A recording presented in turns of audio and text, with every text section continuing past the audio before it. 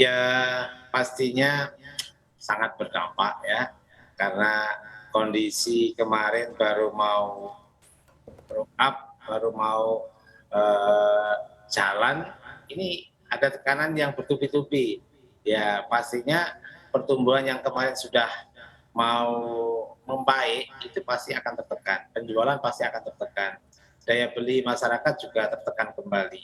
Nah, ini yang sebenarnya yang harus diwaspadai oleh semua pihak dari sektor kebijakan makro pemerintah maupun dari Bank Indonesia. Ini harus ada upaya ekstra yang harus dijalankan sehingga sektor properti ini bisa bergerak, bisa menjadi salah satu pengungkit ekonomi Indonesia, juga menjadi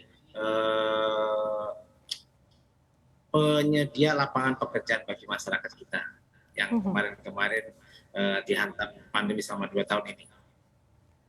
Oke, Pak Joko, namun di tengah perbaikan sektor properti yang sebetulnya mulai bangkit, tadi Anda mengatakan akan sangat berdampak kepada daya beli masyarakat dan juga penjualan. Ini akan berdampak seberapa besar sih Pak? Berapa persen pandangan Anda?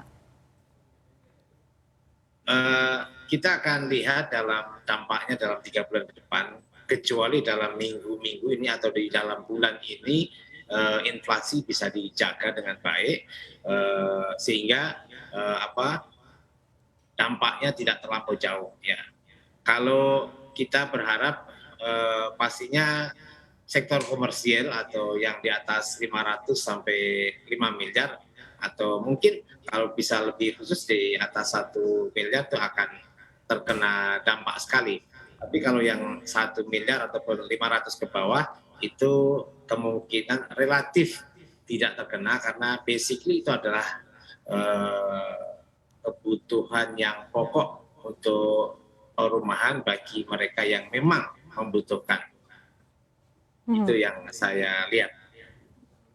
Oke, di luar dari berbagai tantangan mulai dari inflasi sampai juga kenaikan harga bahan bangunan begitu Pak. Sebetulnya properti dengan kisaran harga berapa sih yang sejauh ini harga kisaran rumah berapa yang paling banyak diincar atau penjualannya yang masih cukup baik? Kalau yang saya rasakan ya, kebetulan saya juga pelaku dan berada di 11 kota kabupaten di Jawa Barat, di mana Jawa Barat adalah backbone dari semua pertumbuhan target perbankan. Itu kalau disebut nilainya itu adalah kisaran 750, 300, 750. Itu adalah pasarnya gemuk, itu pasarnya yang relatifly tidak terganggu dengan kondisi apapun, seperti itu. Oke, nah kalau di tengah kondisi masih cari kerja susah, kemudian sembako mahal, kemudian ada juga ancaman bunga KPR mau naik, justru segmen-segmen properti mana nih Pak yang justru ternyata masih lesu di sepanjang tahun ini? Segmen yang akan terkena dampak adalah yang saya sebutkan tadi sebenarnya, sehingga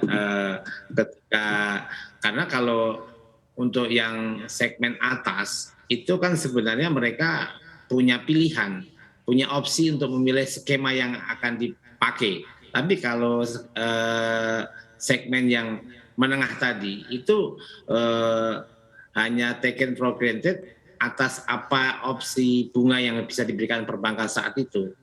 Jadi itulah yang akan sangat terdampak adalah di situ. Kalau yang di atas itu, satu, mereka bisa memilih opsi cara pembayaran. Yang kedua, mereka juga bisa untuk membeli karena apa? Karena mereka kadang-kadang itu ada opsi-opsi lain yang bisa digunakan, rumah sementara, kontrak, dan sebagainya, atau opsi-opsi tertentu lainnya.